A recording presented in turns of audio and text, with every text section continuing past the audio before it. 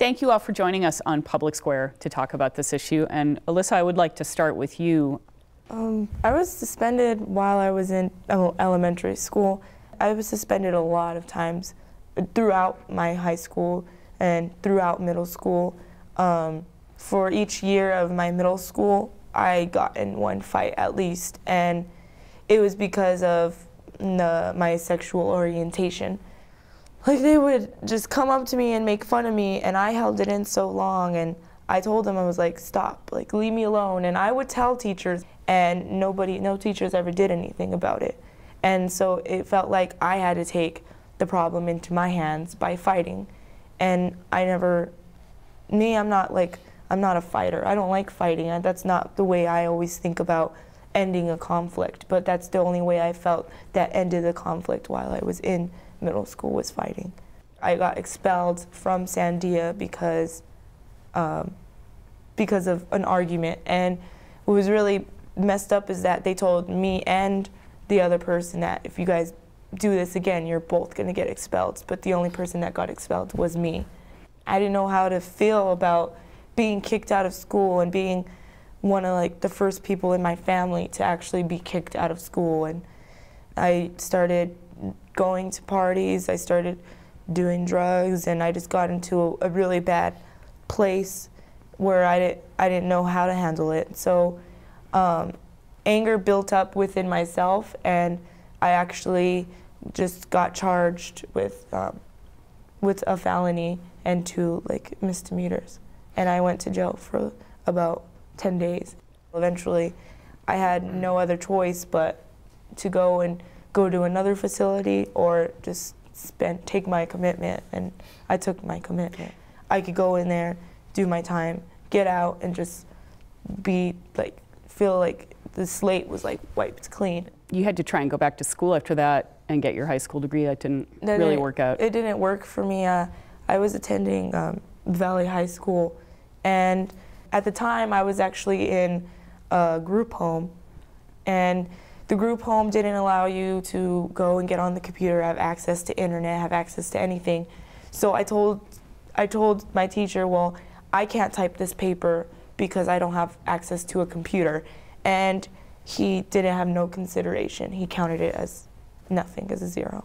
And I was so hurt, because I was like, I took all this time to write it out, and now I can't type it, and you're gonna count it as a 0, and that drops my grade. And then that's when he told me, well, maybe you should just get your GED if you can't do school. So you're working on your GED now? Yeah.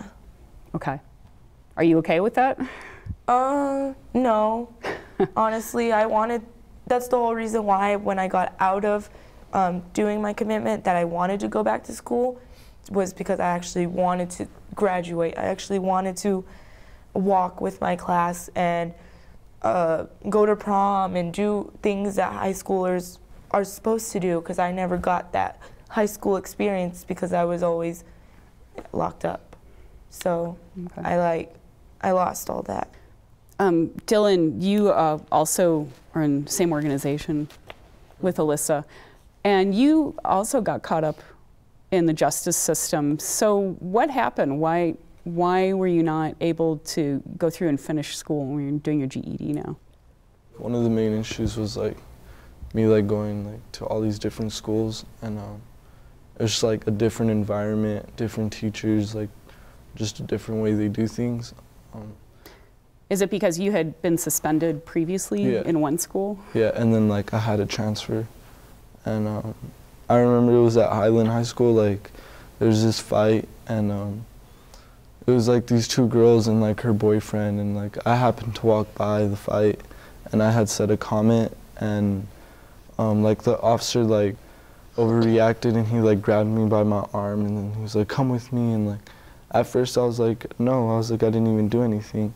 And instead of grabbing the girls and the 2 girls that were fighting, he grabbed me and put me in handcuffs. And he knew I was on probation. He put me in handcuffs, and he took me back to the office, and then right after that they were gonna charge me with a riot charge. And I begged him to call my probation officer so I wouldn't get that, because that's pretty serious. So So did you got suspended Yeah. because of that? I got suspended 5 days and they got suspended 3 days Okay. because they had to restrain me, which was really not necessary. So what happened after that? Did you stay in that school? Did you go to another school? I decided just to get my GED and like not like deal with like cops at school or like the teachers, just do like something online and just get it done like my own way. Rosie, you work with these folks, and how common are these stories? I would say pretty common. And I think about, you know, the examples that Alyssa is giving of, you know, she really got to a place of wanting to take it into her own hands because adults weren't doing what adults needed to be doing. But I also think about the discipline that happens in school environments and in the justice system, where instead of trying to understand what's behind the action or what the root cause, what's going on, is there something going on at home, is there something going on with transportation, it's very punitive. So I think about, you know, the theme is we're really just trying to shove and isolate young people. So we're kicking them out, we're suspending them and saying, you have to leave and go somewhere else. We don't want to deal with you for X amount of time. And what young people are saying is that doesn't help me. That isolates me, that doesn't help me learn if I'm here because I'm struggling with substance abuse. Me sitting in detention doesn't help me figure out what the root issue. It's not a justice issue, that's a public health issue. I graduated in 1968 from West Mesa High School, but we had the same kind of problems. Mm-hmm. We had the same kind of disrespect from adults to young people. But I don't think we ought to be, I think if we look around at our society, it is the way we are. We incarcerate more people than any place in the whole world, right? Mm-hmm. So we think this punitive, punishing approach is the way to do things. It's the way our parents, you know, treated us. It's the way our teachers treated us. So we do the same thing that we were taught to do. But we saw these problems, but, you know, I mean, you used to go to the principal's office, right? You didn't get put in handcuffs necessarily. It wasn't intended to be that the police officers in the schools were there to do bad things. They were supposed to be doing good things, and most of the time they do. But we haven't gotten to the basics, which is how do we help the adults learn how to work with the young people in a more effective way. So talk about that. What should be happening that's not? Well, our universities still don't do much in terms of how do you effectively talk to young people. You know, okay. they're not taught different kind of skills. So you just do it the way you were taught or the way you were treated. You have to learn from somebody else that that's not an effective way. But most people don't learn it because nobody teaches us that. Well, I want to turn to Patricio because as our resident school resource officer. But, you know, Atrisco Heritage used to have the highest rate of juveniles being referred into detention. It did. And now you have a very low rate. We so do. What did you do? Well, I think some of the discussion that's already happening, I recognized that those issues were happening. When I was with the Albuquerque Police Department, I worked in very many capacities as a detective. But when I went into the schools and I worked at Highland, is that it's a different world. You have the same kind of behavior, but the contact can't be the same because you're dealing with young people. I just recognize that they're young. I recognize that they weren't experienced in life lessons. There's more issues out there now than when I went to school, and I think we can all agree on that because there's a lot of fear out there. So once you identify the fear, and whatever the situation is, you can find the resolution. So your resolution at Atrisco is to bring in, with collaborating with people in the South Valley, all the services that might address some of the issues that kids are going through? Yeah, absolutely. That's exactly what it was. And really started saying, if the student has an issue with substance abuse, I was looking past the violation and trying to figure out why they're using drugs. It could be something that happens at home. If the students are involved in conflicts or they have this anger thing, I hear it all the time, I have anger issues. I want to find out what's causing them to be angry. And what I found is that there was a lot of stuff that could be fixed by educating that student, creating an opportunity for them to think differently about the situation. And even more so, not to end up in jail, but to stay in school. I know there was some conversation. Once our students are suspended, they're out in the street. And that's typically when they're going to get caught up with some kind of behavior that's going to end up referring them to the court. Jerry, talk about the kids coming into detention. About 3 years ago, you know, the schools really started taking a look at this issue. And not that they haven't always, but with a really intentional way of trying to develop strategies to reduce things quickly. I'd have to say Trisco Heritage is shining star.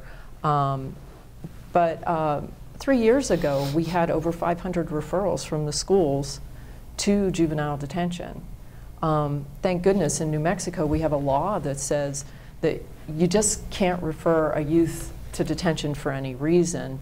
So over 400 of those youth were turned back away from our detention doors. The majority of the youth, it was their first offense or maybe a second, very low-level non-public safety offense. And they're being referred into detention for Right. first offense. Right. And so I think when you put school resource officers, you put police in schools, they're a hammer. And if the only tool you have is a hammer, then everything else becomes a nail. And that's what was happening in the schools. But once they started seeing the data and then there was some pushback and advocacy around this, we've seen an 86% drop in referrals to our detention center. So last year, we only had 71 referrals. However, 83% of those referrals were youth of color. So we do have a very serious trend and problem. What is happening to kids when they have contact with the justice system? Like, what's the impact on them? So, you know, just being suspended twice lowers your graduation rate from schools. So that it's because a youth is removed from the process of education. And to put a youth in detention one day overnight lowers the graduation rate 50% for youth who have, you know, problems in school already. Wow. How much do we spend confining people, young people? As of this past year, it's $328.65 a day. Now, I'm glad you asked that because when I was looking at these issues and what was happening with our youth is not only were we kind of setting them up for that first contact in the juvenile justice system, but that was actually planting a seed for potential adult incarceration. And I think last year, Bernalillo County spent over $100 million on that. So my biggest motivation for this collaborative that we have is to change the students' behavior, keep them in school, of course keep them out of the judicial system, but really kind of hold that student accountable. And that way of thinking and that statement of accountability is include that student in something, make them part of the school. Once they're engaged, it kind of changed the way they see things. I know that you felt like you were out. You were alone in this institution that had a lot of other students and adults, and that's part of the problem when we start talking about truancy rates and all these other issues that deal with our students. So you don't refer kids very often? It depends. There's, and per statute, if students are going to be arrested, it's usually 3 issues. They're dealing drugs on campus. They bring a weapon and assault staff member, student, or if there's a domestic violence situation. The fighting, some of the gang-related activity. There used to be a charge interfering with the educational process that was used a lot. Or even lower-end drug offenses. We take care of that within our school system in the collaboratives. Tony, one of the issues students face, we've heard, they go back to schools and they're not necessarily welcome back there, or they don't feel it, or sometimes schools just don't want them. You have charter schools that, your charter schools tended to take kids who were not on a path that the typical good student was on. How did you do that? I think it's super important that we remember that the mental model that we have for school, high school in particular, has not changed in over 100 years. We have a world that now is so much more connected. Young people can get information anywhere now. They carry a phone around, they have access to all kinds of information. The traditional structures that we have in our communities, the lifelong employment with one employer, those kinds of things are gone. And I think that things like school resource officers, standardized tests, those kinds of things are really doubling down on a model that is out of date, not applicable anymore. What we've done really is we've said, we're not going to change. We're gonna enforce the model that we have now, and we're not going to adapt to a new future. Go ahead. Well, I think part of the reality is that schools back then also weren't built for communities of color. I mean, that's also, I think, part of a really critical reality that we have to talk about, and that when we then know, I mean, we can look at, I remember moving to New Mexico and being so shocked that the curriculum did not have, it didn't represent the cultures and histories of the communities that live here. And this is a majority people of color state, and that shocked me. And so I think about my own experience as a young person. I mean, I remember calling teachers out saying, where's my, I never had a teacher that looked like me in school. I never learned about my history, never learned about my culture, and I felt hugely disconnected from the curriculum. Well, you go deeper in the system, and that just gets higher and higher. And I don't think that's accidental. I think that's a great point, because once I started changing the way I was looking and dealing with students, some of the biggest hurdles I had were within the school system. Now, I really want to kind of tell a little story, because at Atrisco, there's a really big push to identify and build a relationship between our teachers and our students. And Antonio Gonzalez, who's the principal there, really did an awesome thing. He rented 3 buses. He put all his teachers on the bus, and they drove around the community. They drove around the whole South Valley. And what he wanted to do was let those teachers know and see where their kids are coming from. The reward and conversation that happened after that one professional development day really kind of changed that thing that's been going on for a long time. I wanted to bring Gail in because when Tony's talking about this older model, and Rosie said those weren't designed for people of color. Well, back 100 years ago, kids who had disabilities weren't in those schools. They were somewhere else, right? And you know, we've integrated them into our schools, but they're a population that almost more than any other gets swept up in the school to prison pipeline. So Megan, I do think the history is important actually. So when federal law was enacted in the 70s to ensure that students with disabilities had access to public education, you know, there were over 8 million students excluded, specifically excluded from schooling at that time. And New Mexico was the last state in the union to accept federal funding, which required following federal law with regard to inclusion of students with disabilities and meeting their needs. So exclusion from school was the traditional method of dealing with students with disabilities in our community. Generally, they have skill deficits in some areas that are critically important to be successful in the school environment. So when you have a skill deficit and you can't conform your behavior, perhaps you're a person with fetal alcohol syndrome, perhaps you're a person with Asperger, perhaps you're a person with a hearing impairment that has not been identified. So you are not giving the response that the authoritarian person in charge at the school is looking for, and you're seen as being disobedient, as being bad, as being somebody that we can't work with. And the easiest way, the easiest path is suspension. The majority of students served in special education have invisible disabilities. In other words, they have a learning disability, typically something like dyslexia. The failure to be able to read, write, and spell and do math is a huge deficit the further you go in school. Kids either shut down or they act up. And so you have what looks like disobedience by middle school, if you track that child's educational records back to the 2nd grade, you can see that they were having difficulty with reading, writing, spelling, and math, and it was not remediated. And I'm not talking about holding kids back, I'm talking about bringing evidence-based instruction into the classrooms so that everybody has the instruction they need to be successful. And so high school students who do not read well can get appropriate instruction, but not if everybody's saying it's all about behavior. Yeah. So Megan, I think that what Gail's pointing out is it's a structural design problem. You know, the best design work starts with the experience of the people who are being served. So who's the client?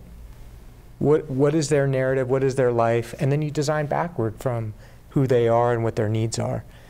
But what we've got is we've got schools that were designed in an era before we asked anybody what their needs were. It plays out in a 62% graduation rate, and plays out in kids being marginalized in school and the school to prison pipeline. I wanted to bring Michael in just because you work with a lot of the tribal population, and a lot of them are in Bernalillo High School, and that's not the only place you work, but how have you helped systems adapt to the needs of those kids?